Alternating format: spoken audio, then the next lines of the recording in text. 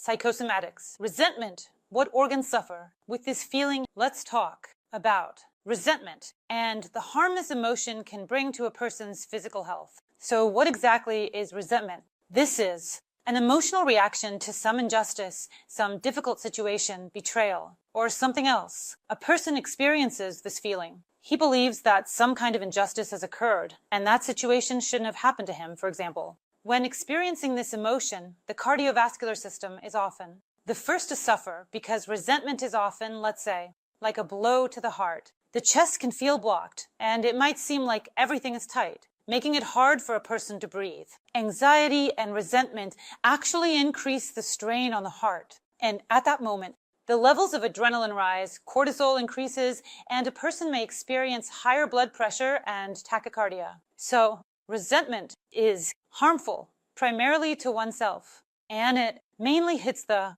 cardiovascular system. Next, the liver. The liver is responsible for detoxifying the body. So resentment can be that very toxin that the liver struggles to handle. Resentment can lead to liver overload, which in turn will cause a buildup of toxins. Besides the fact that you're holding on to resentment in your body, at that moment, your liver will be accumulating toxins. You accumulate emotions, and the liver accumulates toxins. You might feel tired, maybe nauseous, perhaps weak. There could be digestive issues, or maybe allergies, skin rashes, or something like that. If you notice a pattern where you often feel resentment, and, for example, you start experiencing some symptoms, then you need to do something about it. Next up, it's the kidneys. When a person feels resentment, again, we mentioned that the adrenaline levels in the blood rise, which in turn can have a good, positive effect on the kidneys. Plus, the kidneys filter, and just like the liver, they help remove toxins from the body.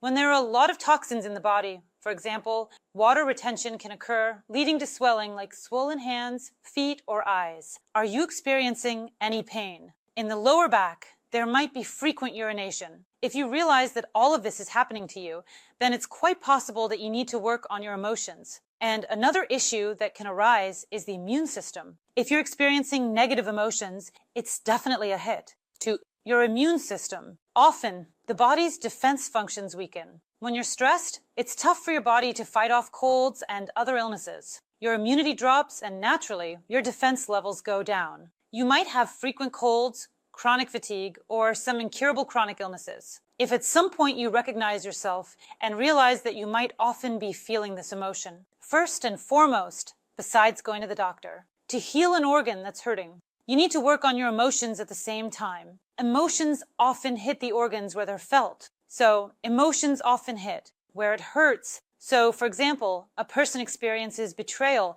and feels a blow to the heart. And now he carries that betrayal and torments his heart every day. So, if you, for example, hold on to grudges for a long time, if you're holding on to grudges and carrying around resentment, you really need to do something about it. If you don't know what to do about it, it's better to consult a psychologist. There are certain forgiveness practices where you do it not for someone else, but for yourself. Techniques for writing down grievances. When you jot down your resentments and think about why you're doing it, you can observe your thoughts. Often when we write it out, we understand what really happened and we perceive it less, this issue. So, if you realize that you've accumulated, for example, a huge amount of grudges, or you're holding on to some resentment, you need to do something about it so that a certain organ doesn't suffer. That's all I have for this video. This was me, Elisa Vardomska. I hope for your likes and subscriptions. Write in the comments what you'd like to discuss in my new videos. Don't forget to hit the bell. Bye all.